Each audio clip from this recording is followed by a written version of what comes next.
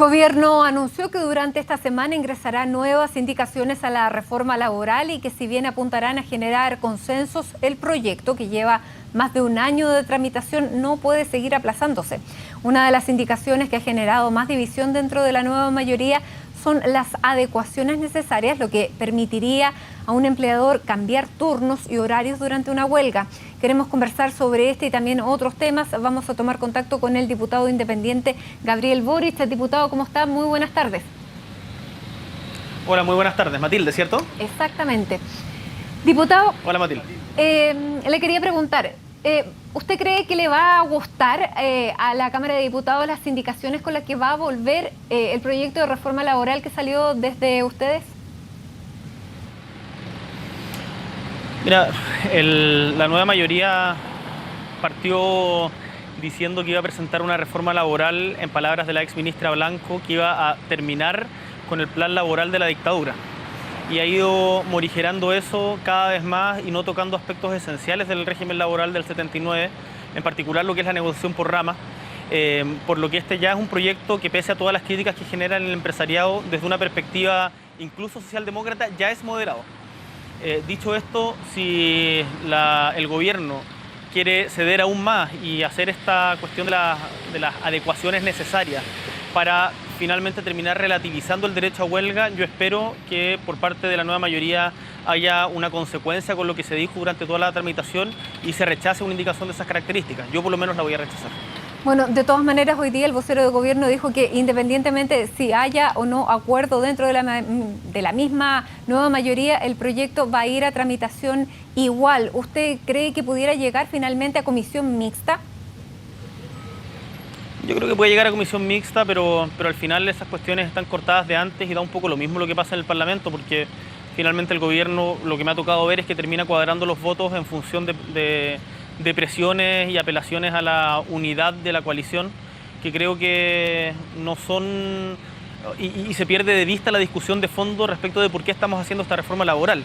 Entonces, yo por lo menos, si bien estoy muy consciente de que nuestro voto como izquierda autónoma es marginal, anuncio desde ya que cualquier indicación que apunte a relativizar aún más el derecho a huelga de los trabajadores la voy a rechazar y espero que los parlamentarios de la nueva mayoría que defendieron el derecho a huelga durante la discusión parlamentaria hagan lo propio.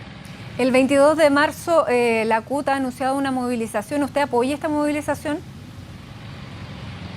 Hay que ver los contenidos de la movilización, si es una movilización para legitimar la actual reforma del gobierno, que es, desde mi punto de vista, bastante moderada y que no aborda los ejes esenciales del plan laboral, como es en particular, como te decía antes, la negociación por rama. La verdad que puede tener un carácter más bien simbólico y lo importante es preguntarse también respecto de cómo, y en esto quizás entrar a otro tema, pero cómo fortalecemos la CUT. La CUT hoy día tiene que apostar a tener mayor democracia interna, mayor representatividad dentro del mundo de los trabajadores y no ser una vocería del gobierno. Y yo creo que si la movilización se da en esos términos, en una postura de defensa de los trabajadores, por cierto, voy a estar apoyando. Diputado, bueno, hoy día se han hecho ver que van a haber recortes presupuestarios, digamos, en el gasto fiscal, pero que no se va a tocar salud. ¿Era necesario hacer este recorte a su juicio? Mira, nosotros no manejamos todos los detalles de la política macroeconómica del gobierno, pero también estamos plenamente conscientes de que en el régimen neoliberal que tenemos hoy día y de total integración a economías extranjeras, es muy poco el margen que tiene la política macroeconómica de un gobierno para incidir en las fluctuaciones que se dan a nivel internacional. Así que uno siempre tiene que estar disponible a escuchar los argumentos de por qué eventualmente podría haber recortes presupuestarios. Ahora, lo que me parece más importante que hablar solamente de los números de cuánto se va o no a recortar es la dirección que van a seguir teniendo las reformas y si es que los recortes van a implicar una profundización del sistema de mercado, ya sea en salud mediante las licitaciones, en educación mediante el voucher o en reforma laboral mediante subvenciones a privados para crear nichos de acumulación de riqueza para pequeños sectores. Por cierto que nos vamos a negar y lo vamos a denunciar públicamente. Diputado, quiero llevarlo a otro tema y es un tema familiar, porque, bueno, usted lo tiene muy claro, la Contraloría declaró ilegal la compra por parte del Serviu de Magallanes, terrenos de su padre, tasados por el mismo Serviu para viviendas sociales sobre los que se habría pagado 46 veces más el valor inicial. y se había hecho un cambio de uso de suelo, tengo entendido que de muchos años. Pero, ¿qué le parece a usted esta situación, cuándo lo involucra y cuánto condena la especulación inmobiliaria? Yo condeno absolutamente la especulación inmobiliaria, que es aquella que se realiza para comprar barato y vender caro en el corto plazo. A mí no me corresponde ni voy a jamás defender negocios particulares que pueda tener cualquier miembro de mi familia, y lo que me corresponde como funcionario público es velar por el interés público y no por el interés privado, ya sea familiar o personal. Dicho esto, yo estoy sometido al escrutinio público, me parece bien que así sea, no creo que haya que victimizarse en esas cosas, y la Contraloría ha metido un informe que me parece bastante riguroso, y es el Serviu el que va a tener que dar explicaciones, y de no ser satisfactorias estas, el terreno, por cierto, no se puede, o sea, la compraventa no se puede realizar. Ahora, yo en mis convicciones en particular soy partidario de que este tipo de terrenos, más que entrar en una negociación de mercado, cuando son para construir viviendas sociales, debieran someterse, por ejemplo, a un proceso de expropiación en función de un precio justo, pero pensando en cómo satisfacer las necesidades sociales. Ahora, las necesidades de la gente que no tiene casa. Ahora, como evidentemente, si yo me metiera en este tema, habría un flagrante conflicto de interés, lo que a mí me corresponde es marginarme y no establecer ningún tipo de presión para favorecer o tratar de beneficiar ni a mi familia ni a ningún otro particular. Ahora, usted tiene más antecedentes. Y por cierto no lo he hecho nunca.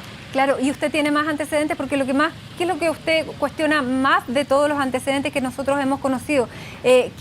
Por ejemplo, se haya hecho la tasación en el mismo Serviu, que no se haya llamado a una licitación, sino que se haya hecho una venta directa. ¿Qué es lo más cuestionable a su juicio? Yo creo que acá el Serviu, que fue quien, entiendo, solicitó el terreno, y no solamente ese, sino varios más, hizo procesos de tasación que no se adecuaban a los estándares que exige Contraloría, y por lo tanto claramente hay una negligencia por parte del servicio a la hora de realizar la tasación. Y si es que ese no es el precio real y hay un abultamiento de precio, por cierto que el terreno no se puede vender en ese precio, y yo no tengo ningún problema en decirlo explícitamente de esa manera.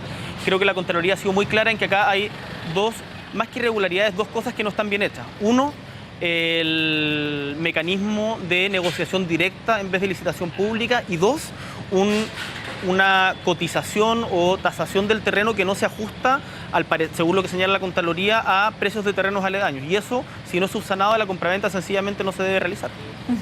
Ahora, ¿usted ha hablado de este tema con su padre?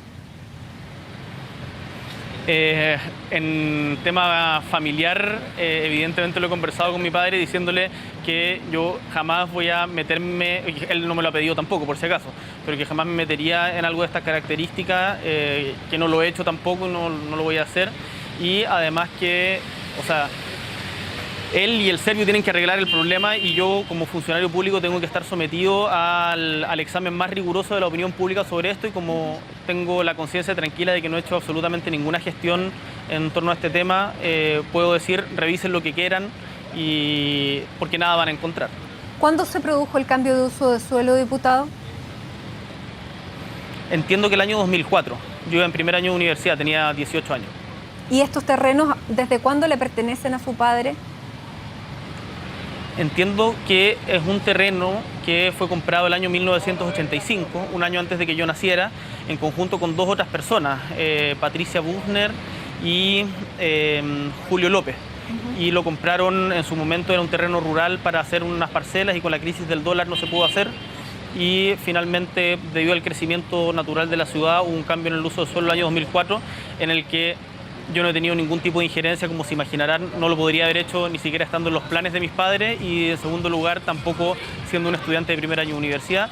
Y ahora que durante el proceso de venta, donde hubo la oferta del Serviu, yo lo señalé explícitamente a todos quienes me han preguntado que jamás voy a cometer ningún tipo de injerencia, porque, o sea, uno, porque tengo la convicción de que no debiera hacerlo, y porque iría en contradicción con todo el discurso que públicamente he tenido. Exactamente. ¿Por qué usted lo llamó el cabal magallánico? No, yo no lo llamé así, fue la segunda la que inventó el título. ¿Usted no lo ha llamado? O sea, yo dije que hay medios que se han referido a esto como el cabal magallánico, como un caso de especulación de comprar barato y vender caro y rápido, y que acá evidentemente hay circunstancias que no tienen que ver con reuniones con gerentes de bancos o cuestiones de esas características, pero a mí no me corresponde dar explicaciones por el terreno en particular. Yo digo, si no se cumplen los requisitos que establece Contraloría, el terreno no se puede vender, pero a mí tampoco me corresponde presionar a uno u otro organismo para que actúe de tal o cual forma, porque sería un evidente conflicto de interés. Exactamente, bueno, para que a la gente le quede claro, en el año 85 este terreno se había comprado en 3.277.000 pesos y el Servio lo compró en 1.130 millones de pesos, y ese sería el conflicto por el que hoy día, claro, la Contraloría interviene y declara la venta ilegal. Diputado, le quiero dar las gracias. La venta no se ha hecho. La venta no se ha hecho porque justamente Contraloría dijo que no, y eso es lo que hay que respetar, y acá eso, como funcionario público, es lo que voy a exigir también cuando corresponda. Diputado Gabriel Boric, muchísimas gracias por haberse referido a este tema con nosotros y también a toda la agenda legislativa que se viene por delante. Ya empezó marzo y empezó también el trabajo de ustedes. Así que muchísimas gracias por este contacto. Buenas tardes. Un abrazo, Matilde. Muy buenas tardes.